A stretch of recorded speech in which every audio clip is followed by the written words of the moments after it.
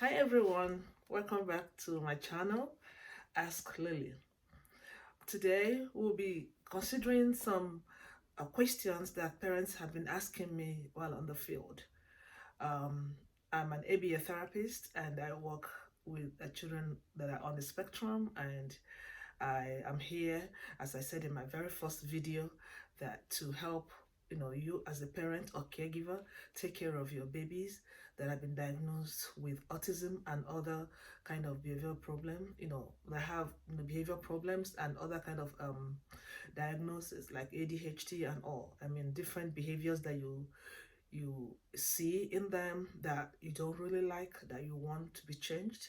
I am here to help you with ideas and steps that you could use to help decrease those behaviors or to eliminate those behaviors completely. So I am here once again for those. And please, I would like you to subscribe to my channel if you haven't done so. And I also want you to share uh, my channel, the link with other people, as many as you can, because autism is a very, very, big thing, and a lot of children are being diagnosed with it, and a lot of parents are left, seemingly hopeless, like that's a banal, it's as if this child is never going to amount to anything. But I'm here to say that there is hope. There is hope because when you seek help on how to help your baby early in life, if you noticed it early, definitely from what I've seen in my practice and in other colleagues' practices, we have seen that early intervention is very, very, very important.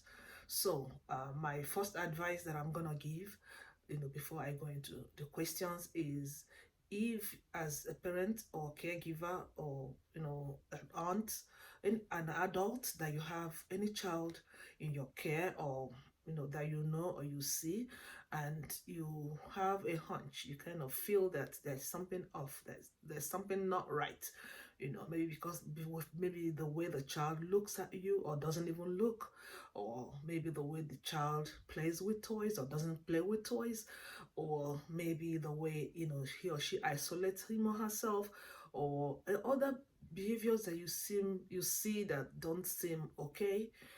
It's okay to find out if there's anything wrong with your baby, or advise them to go see a doctor. And also here, I need to also mention that when you see the child's doctor, a lot of times, I'm going to say many of the children that I've, worked with that are diagnosed late, that started, services late, that started therapy late, is maybe getting to 3 years old, which is really, I consider that late, because there's a window that one can come in to help them, that they can, really be able to, um, develop and, get much better if the interventions are given as early as, possible. So, I've encountered a lot of parents in the past that had mentioned, even just this past Monday, a child that I started seeing, this baby doesn't talk, not a single word, but he has verbal communication. He knows to pull the grandma to the fridge. He knows to point to what he wants, but he doesn't say a single word. And he flaps his hands. He does not know how to play with toys. He turns the car or the truck upside down and spin the wheels instead of pushing it on the ground. All these are typical signs of autism. But when the grandma noticed it, she told me, they went to the doctor, and the doctor said they should wait for some more months, that it might go away, that he might be a late bloomer. This is really where I want to sound a note of caution and warning, and add a big advice that, please, when your child's doctor tells you to wait for some months, I'll advise you to go seek another opinion.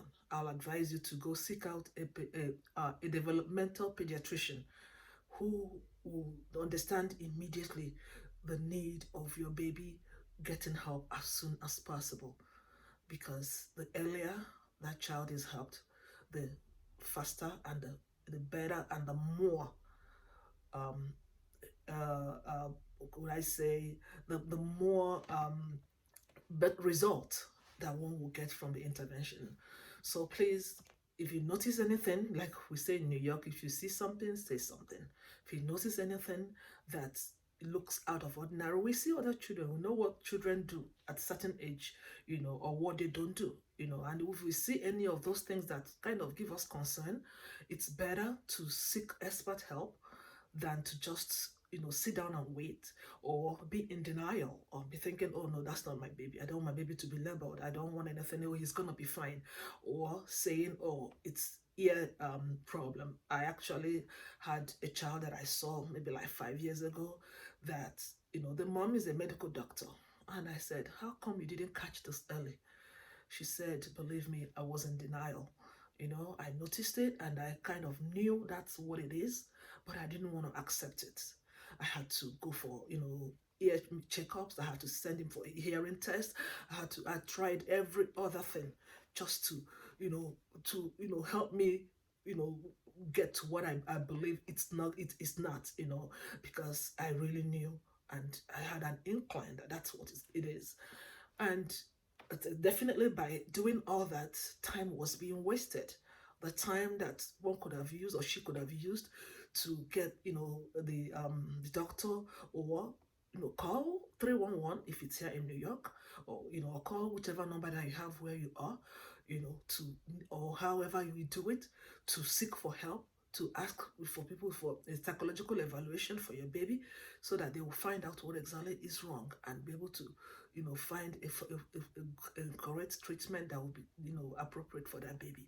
So what I advise is, once if you see something, say something, seek for help, and seek it early.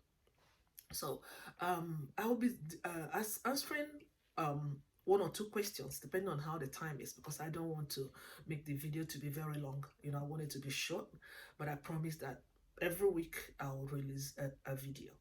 So this today I'll be a parent asked me that, is it okay to buy tablet for the baby?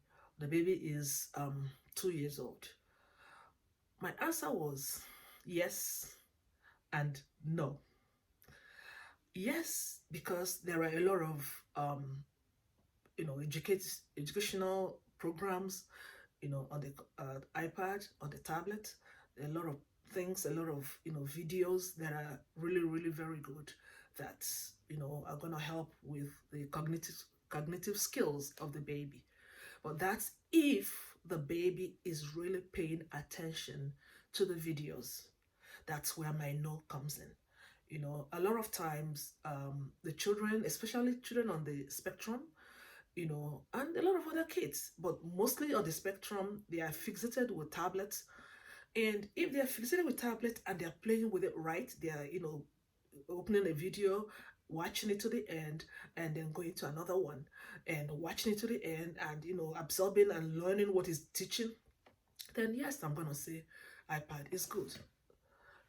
But if what they're doing is to flip, what children that are on the spectrum typically do is to flip their the iPad. They don't really stay on a particular program. They just keep flipping, keep scrolling up. They open one or close it, come off up.